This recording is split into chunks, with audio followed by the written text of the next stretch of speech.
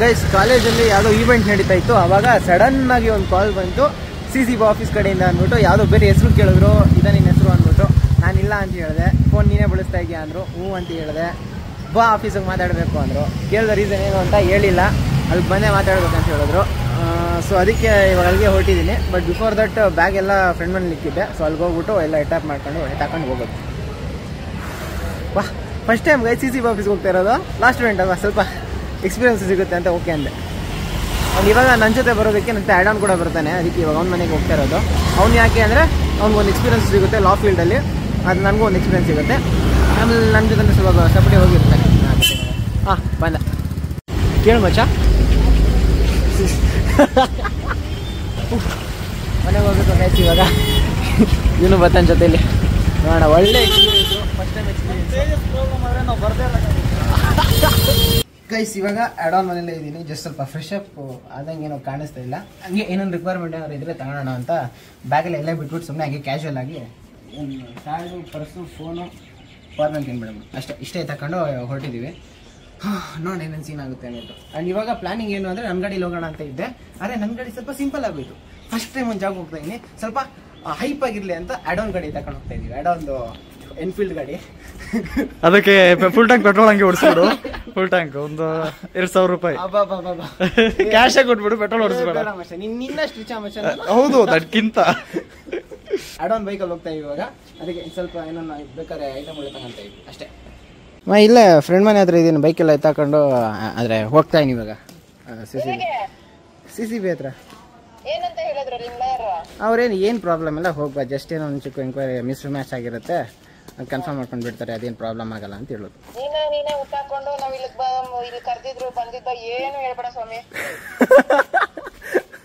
ಸರಿ ಸರಿ ಸರಿ. ಓದ್ವಾ ನೋಡಿದ್ವಾ ಕುತ್ಕೊಂಡು ಬರ್ತಾ ಇದ್ವಾ, ಏನು ಹೇಳೋದು ಬೇಡ ಕೇಳೋದು ಬೇಡ. ಏನ್ ಸರ್ ವಿಷಯ, ನಾನು ಸ್ಟೂಡೆಂಟ್ ಲಾ ಓದ್ತಾ ಇದ್ದೀನಿ. ಅದೇ ಇವತ್ತು ನಾನು ಯೂನಿಫಾರ್ಮ್ ಅಲ್ಲಿ ಬೇರೆ ಇದ್ದೀನಿ. ನನ್ನ ಫ್ರೆಂಡ್ ಕೂಡ ಬರ್ತಾನೆ ಜೊತೆಲಿ ಆ್ಯಡ್ ಆನ್. ಓಕೆನಾ? ಕೇಳಿದ್ರೆ ಇದೆ ಅವ್ನು ಯಾವುದೋ ಪ್ರಾಕ್ಟೀಸ್ಗೆ ಹೆಲ್ಪ್ ಆಗುತ್ತೆ ಅಂತ ಸ್ವಲ್ಪ ಬರ್ತೀವಿ ಅಂತ ಹೇಳ್ಕೊಂಡ್ರೆ ಆಯಿತು. ಓಕೆ ಮಾ ಬೇಗ ಮನೆಗೆ ಬನ್ನಿ ಅಂತ. ಹಾಂ ಸರಿ ಬರ್ತೀನಿ. No worries. Okay peace. All is fine. Bye. ನಮ್ಮ ಮಮ್ಮಿಗೆ ಹೆವಿ ಭಯ ಆಗೈತಿ, ಏನು ಮಾಡ್ತಾರೆ ಅಂತ. ಕಾಲ್ ಬಂದು ವಿಚಾರ ಅಮ್ಮಂಗೆ ಹೇಳಿದ್ದೆ. ಓಹ್ ಮಚ್ಚ ನನ್ನ ಕೈ ಕೊಡ್ತಾ ಇದೆಯಾ ಮಚ್ಚ? ಇಷ್ಟು ದೊಡ್ಡ ಗಾಡಿ ಜವಾಬ್ದಾರಿ ನನ್ನ ಕೈ ಕೊಡ್ತಾ ಇದೆಯಾ ಮಚ್ಚ? ಇದು 3 ಲಕ್ಷ, ಅದು 3 ಲಕ್ಷ, ಎರಡು ಮಚ್ಚ ನನ್ನ ಆಡಿಯನ್ಸ್ಗೆ ಪಾಪ ನಾನು ಒಂದು ಯೂಟ್ಯೂಬ್ ವಿಡಿಯೋ ರಿಲೀಸ್ ಮಾಡಬೇಕು ಮಚ್ಚ. ಸ್ವಲ್ಪ ಎಡಿಟಿಂಗ್ ಐತೆ ಗೈಸ್. ಆಗ್ಲಿಂದ ಇಷ್ಟೊತ್ತಾಗಲೇ ಎಲ್ಲ ರೋಡ್ ಸೆಂಟ್ರಲ್ ಇರಬೇಕಾಗಿತ್ತು. ನಿಮಗೆ ಅಂತ ಒಂದು ಯೂಟ್ಯೂಬ್ ವಿಡಿಯೋ 5 ದಿವಸ ತಗೊಂಡು ಎಡಿಟ್ ಮಾಡೋಕ್ಕೆ ಅಪ್ಲೋಡ್ ಮಾಡಿ ನೋಡಿ. ಈ ಟೈಮ್ಗೆ ಅಪ್ಲೋಡ್ ಆಗಿರುತ್ತೆ ಈ ವಿಡಿಯೋ. ನೀವು ನೋಡ್ತಾ ಇರೋ ಅಂದರೆ ಬೇಗ ಹೋಗಿ ಚೆಕ್ಔಟ್ ಮಾಡಿ. ನಾನು ದೀಪ ಅವರು ಡೇರ್ ಚಾಲೆಂಜ್ ಆಟಾಡಿರೋದು ಹೆವಿ ಆಗಿರುತ್ತೆ. Ultimate of all the videos till date ನಾನು ಎಡಿಟ್ ಮಾಡಿರೋದು. ಪೀಸ್ ಹೋಗಿ ನೋಡ್ಕೊಂಡು ಬನ್ನಿ. ಇವಾಗ ನಾವು ಈ ಕಡೆಯಿಂದ ಹೋಗ್ತೀವಿ. ದೇವ್ರೇ ಮಚ್ಚ ಫುಲ್ ಟ್ಯಾಂಕ್ ಅಂತಲ್ಲ ಮಚ್ಚ, ಒಂದೊಳ್ಳೆ ಹೈಪ್ ಸಿಗ್ಲಿ, ಒಳ್ಳೆ ಚೆನ್ನಾಗಿ ಗಾಡಿ ಅಂತ ಹೇಳ್ದೆ. ನೀನೇನು ಮಚ್ಚ ನಂಗೆ ಹೆವಿ ಟ್ಯಾಕ್ಸ್ ಹಾಕ್ಸ್ತಾ ಇದೆಯಾ? ಫುಲ್ ಟ್ಯಾಂಕ್ ಆಗ್ತದೆ ಮಚ್ಚ. ಇಲ್ಲಿಂದ 12 ಕಿಲೋಮೀಟರ್ ಗೂಗಲ್ ಅಲ್ಲಿ ತೋರಿಸ್ತೈತೆ. ನಾನು ಎಸ್ಟಿಮೇಟ್ ಆಗಿ ಇನ್ನೊಂದು ಸರ್ಪ್ಲಸ್ ಆಗಿ ಇನ್ನೊಂದು 2 ರಿಂದ 3 ಕಿಲೋಮೀಟರ್ ಎಕ್ಸ್ಟ್ರಾ ಹಾಕೊಂಡು 15 ಕಿಲೋಮೀಟರ್ ಲೆಕ್ಕ ಹಾಕೋಣ ಅಂತ ಅನ್ಕೊಂಡಿದ್ದೀನಿ. ಎಷ್ಟು ಮಚ್ಚ ಮೈಲೇಜು? ನನಗೆ ರೈಡಿಂಗ್ ಮೈಲೇಜ್ ಜಾಸ್ತಿ ಕಮ್ಮಿ. ಜಾಸ್ತಿನೇ ಆಯ್ತಾ? ಓಕೆ ಮಚ್ಚ, ಹಂಗಾರೆ 100 ರೂಪಾಯಿ ಸಾಕು ಅನ್ಸುತ್ತೆ. ಥ್ಯಾಂಕ್ ಯು ಮಚ್ಚ. ಡ್ರಾಪ್ ಮಾಡಿದೆ ಅಂದ್ರೆ ಎಲ್ಲ ಫ್ರೆಂಡ್ ಅಲ್ಲ ಮಚ್ಚ ನೀನು. ನೀನು ನನಗೆ ಹೆಲ್ಪ್ ಮಾಡಿ, ನಾನು ನಿನಗೆ ಹೆಲ್ಪ್ ಮಾಡಿದ್ದೀನಿ. ಏನೋ ಥ್ಯಾಂಕ್ಸ್.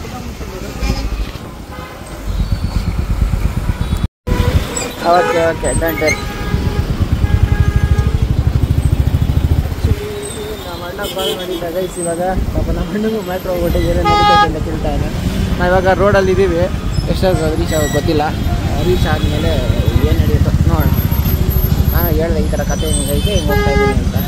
ಯಾರೋ ರೊಟ್ಟೆ ಹೋಗ್ತಾ ಇದೆಯಾ, ಏನು ಕಾಲ್ ಮಾಡಿದ್ದು, ಏನೇನು ಕೇಳಿದ್ರು ಎಲ್ಲ ರಿಪೀಟೆಡ್ ಆಗಿ ಫಸ್ಟಿಂದ ಹೇಳ್ಬೇಕಾಗಿತ್ತು. ಎಲ್ಲ ಹೇಳಿದ್ದೀನಿ. ಈಗ ಹೋಗ್ತಾ ಇದ್ದೀನಿ. ಜಸ್ಟ್ ಇನ್ನೊಂದು 3 ಮಿನಿಟ್ಸ್ ಇದೆ ಗೈಸ್. 3 ಮಿನಿಟ್ಸಲ್ಲಿ ಕಮಿಷನರ್ ಆಫೀಸ್. ಅದು ಆನ್ ಇನ್ವಿಟೇಷನ್, ಎನ್ಕ್ವೈರಿ ಇನ್ವಿಟೇಷನ್. ಹೋಗ್ತಾ ಇದ್ದೀನಿ. ಆ್ಯಕ್ಚುಲಿ ನಾನು ಅಡ್ವೊಕೇಟ್ನ ಕೇಳಿದೆ ಈ ಥರ ಕಾಲ್ ಮಾಡಿದ್ದಾರೆ ಅಂತ. ಅವರು ಒಂದು 4 ಕ್ವಶನ್ಸ್ ಕೇಳಿದ್ರು. ಎಲ್ಲ ಪ್ರಾಪರ್ ಆಗಿದೆ ಅಂತ ಗೊತ್ತಾದಾಗ ಆರಾಮಾಗಿ ಹೋಗ್ಬೋ, ಏನು ಪ್ರಾಬ್ಲಮ್ ಇಲ್ಲ ಅಂತ ಹೇಳಿದ್ರು. ಅದಕ್ಕೆ ಒಂದು ಸ್ವಲ್ಪ ಧೈರ್ಯ ಬಂದುಬಿಡ್ತು. ಆದರೆ ಇವಾಗ ಯಾಕೋ ಧೈರ್ಯ ಸ್ವಲ್ಪ ಕಮ್ಮಿ ಆಗ್ತಿರ್ತಾರೆ ಅನಿಸ್ತೈತೆ. ಹಾರ್ಟ್ ಬೀಟು ಸ್ವಲ್ಪ ಜಾಸ್ತಿ ಫೀಲ್ ಆಗ್ತೈತೆ. ಮಚ್ಚ ನಿಂಗೆ ನನಗೇನು ಫೀಲ್ ಆಗುತ್ತೆ? ಮ್ಯಾಟ್ರ್ ನಂದಲ್ವ ಹಿಂಗೆ ಫೀಲ್ ಆಗುತ್ತೆ. ಇಲ್ಲ ಅಂದರೆ ಯಾರ ಕೈಗೆ ಮಾತಾಡಿಸ್ಬೇಕು ಅಲ್ಲಿ ಮಾತಾಡ್ಸ್ಬೋದು. ನಾನು ಏನು ಬೇಡ, ನೀವು ಸ್ವಲ್ಪ ರಿಚ್ ಅಲ್ವಾ, ಯಾರ ಕೈ ಬೇಕೋ ಮಾತಾಡಿಸ್ಬೋದು. ಸ್ವಲ್ಪ ಇರುತ್ತೆ. ಹೋಲಿಸ್ವೆಲ್ ಅಂತ ಹೊಡ್ಕ. ಅದೇ all is well, 3 Idiots, all is well ಇದೆ ಆ್ಯಕ್ಚುಲಿ ಅದು ವರ್ಕ್ ಆಗುತ್ತೆ. ಯೂಸ್ ಟ್ರೈ ಮಾಡಿ ನೋಡ ಗೈಸ್. ಇವಾಗ 1 ನಿಮಿಷ ಆಗೈತೆ. ಈ 1 ನಿಮಿಷದಲ್ಲಿ ಸ್ಟಡಿಲಿ ಇರ್ತೀನಿ ನಾನು ಎಂಕ್ವೈರಿಗೆ. ಇವಾಗ ಯೋಚನೆ ಮಾಡಿದ್ರೆ ಯೋಚನೆ ಜಾಸ್ತಿ ಆಗ್ತೈತೆ ಗೈಸ್. ಏನು ಕೇಳ್ತಾರೆ, ಏನು ಮಾಡಿದ್ದೀನಿ, ಏನೆಲ್ಲ ಥಿಂಕ್ ಮಾಡ್ತೀನಿ. ಇಲ್ಲಿವರೆಗೂ ಕೇಳಿಸ್ತಾ ಟೈಮು ಎಲ್ರಿಗೂ ಪ್ರ್ಯಾಂಕ್ ಮಾಡೋವಾಗ ನಿನಗೆ ಇದಾಗಬೇಕು. ಎಲ್ರಿಗೂ ಪ್ರ್ಯಾಂಕ್ ಮಾಡಿ ನಮ್ಮ ಕಂಪನಿಗೆ ಹೆಂಗಿರುತ್ತೆ ಅದೇ ಅಲ್ಲಿ ಕೊಟ್ಟಿದ್ದಕ್ಕೆ ಇಲ್ಲಿ ಬಂತು ಕರ್ಮ. ಅದು ಬೇರೆ ಇದು ಬೇರೆ. ಯಾರೋ ಮಿಸ್ಟೇಕ್ ಮಾಡಿ ನಾನು ಕರೆದಿರ್ತಾರೆ ಏನು ವೆರಿಫಿಕೇಶನ್ಗೆ ಅಂತ. ಅರೆಸ್ಟ್ ಆದ್ರೂ ಆಗ್ಬೋದು. ಪೊಲೀಸ್ಗಳು ಸರ್, ಬೆಂಗಳೂರು ಸಿಟಿ ಪೊಲೀಸ್. ಇದೇನು ಹೊಸ ಬಿಲ್ಡಿಂಗ್ ಥರ ಇದೆ. ಎಲ್ಲಿ ಪಾರ್ಕಿಂಗ್ ಅಂತ. ಬಂದಪ್ಪ ಕಮಿಷನರ್ ಆಫ್ ಪೊಲೀಸ್ ಆಫೀಸ್ಗೆ. ಗಾಡಿನ ಈ ಕಡೆ ನಾನು ಪಾರ್ಕ್ ಮಾಡಕ್ಕೆ ಹೇಳ್ತಾವ್ರೆ. So we are parking here. Actually we reached the point this bike. ಯಾವುದೋ ಮಚ್ಚ ಗಲೀಜಾ? ಓಕೆ ಹೋಗೋಣ ಮಚ್ಚ. ಓಕೆ ಮಚ್ಚ, ನಿಮ್ಮ ಗಾಡಿಗೀಗ ಚೆನ್ನಾಗಿ ಕಟ್ಟವ್ರೆ guys. Infrastructure is all good. ನಿಂದು ನಂದು ದುಡ್ಡೆಲ್ಲ ಹಾಕಿರೋದು. ನನಗೆ ಈಗಲೇ ಒಬ್ಬೈತೆ. ಪಾರ್ಕಿಂಗ್ ಇಲ್ಲ, ಏನಿಲ್ಲ. ಸರಿ ಮಚ್ಚ, ಸರಿ ಫೋನ್ ಮಾಡೋದು. ಹಾಂ, ಆ್ಯಕ್ಚುಲಿ ಇವರು ಕಾಲ್ ಮಾಡ್ತಾ ಇದ್ದೀವಿ. ಇದು ಕಮಿಷನ್ ಆಫೀಸು. ವರೀಶದ ಕಾಲ್ ಮಾಡಿ ಅಂತ ಹೇಳ್ತಾ ಇದ್ರು. ಬೇರೆ ಎಲ್ಗೋಗ್ಬೇಕು ಅಂತ ಕೇಳಿದ್ದಕ್ಕೆ, ಅದಕ್ಕೆ ಮತ್ತೆ ಕಾಲ್ ಮಾಡ್ತಾ ಇದ್ವಿ, ಕೇಳೋಣ ಅಂತ.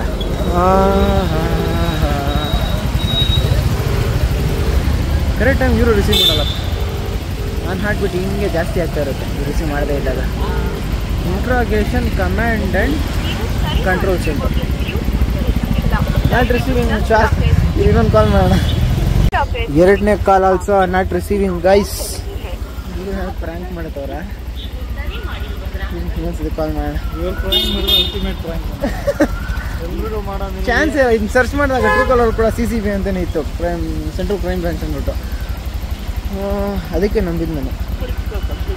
ನೋಡಿ ಇವರೇ ಕಾಲ್ ಮಾಡ್ತಾರೆ. ಆಪರೇಷನ್ ನಂಬರ್ ಇದು ನನಗೆ. ಇವರೇ ಅಡ್ವೈಸ್ ಕೊಡ್ತಾರೆ, ಇವರೇ ಕಾಲ್ ಮಾಡಿ CCB ಅಂತ ಹೇಳ್ತಾರೆ.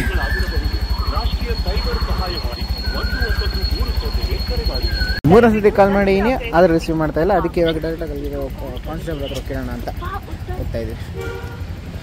ಮಾಡ್ಬೋದು ನೀವು, ಬೇರೆ ಅವನು ಚೆಕ್ ಮಾಡ್ಬೋದು. ತೋರಿಸಿ ನಂಬರಾ? Thank you.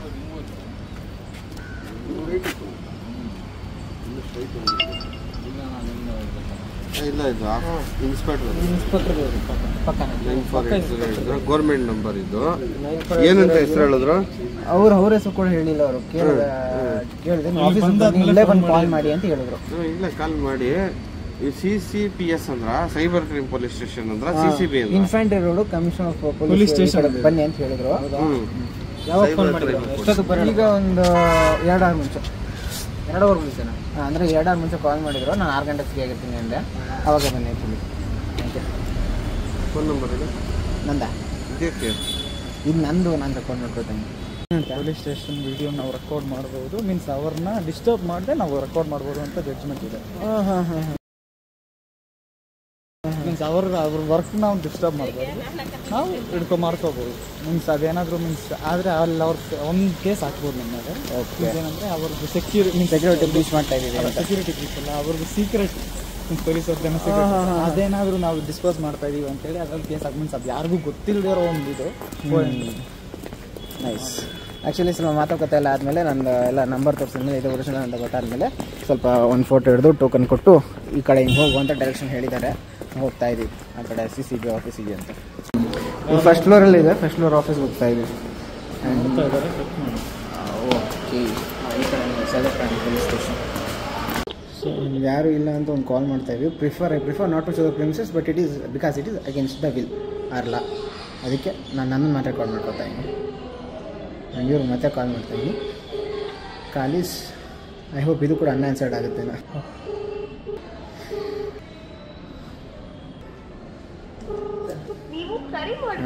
ಅನ್ಆನ್ಸರ್ಡ್. ಇಲ್ಲ, ದಯವಿಟ್ಟು ನಂತರ 3 hours later. ನಾನೇನೋ ಅನ್ಕೊಂಡು ಬಂದ್ರೆ ಇಲ್ಲಿ ಏನೋ ಆಗಿದೆ ಗೈಸ್. ಪಾಪ ನಾನೊಬ್ಬ ನಿರಪರಾಧಿ.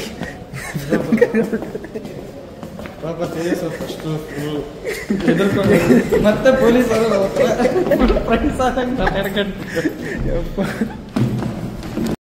ಗೈಸ್ ಹೋದಾಗ ಏನೇ ಅನ್ಕೊಂಡ್ಬಿಟ್ಟಿದ್ದೆ.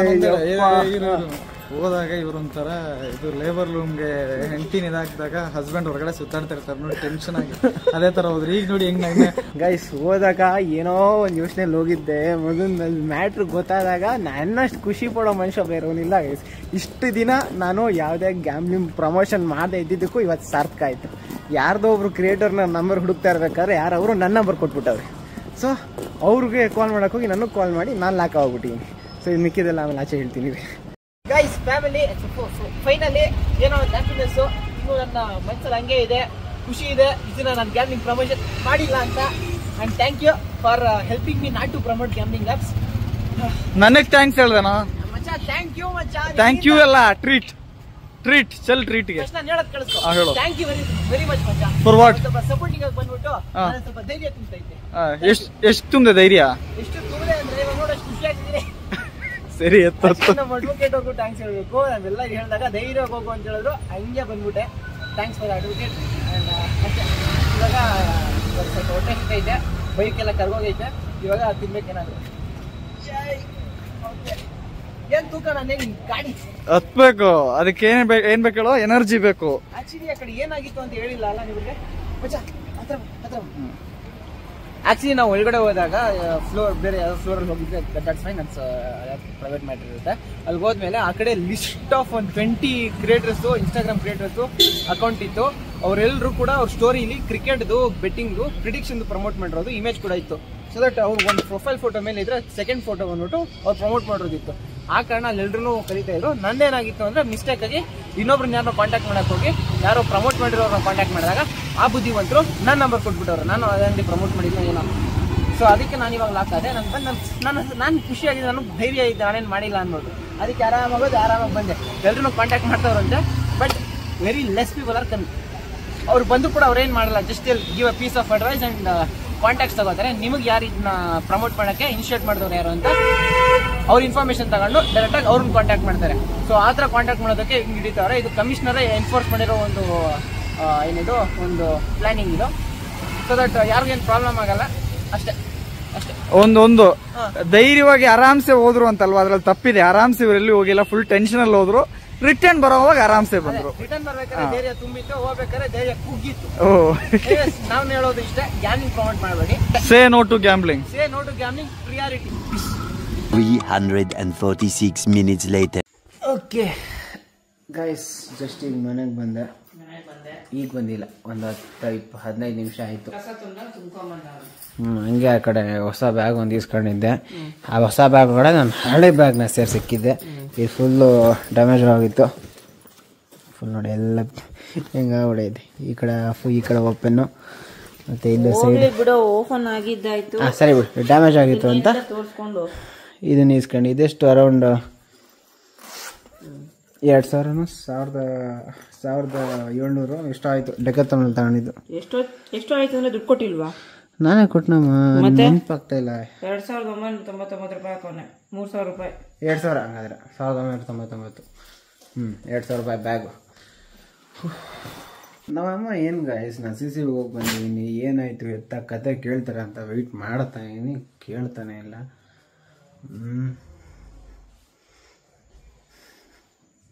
ಏನು ಹಿಂಗಾಗದೆ?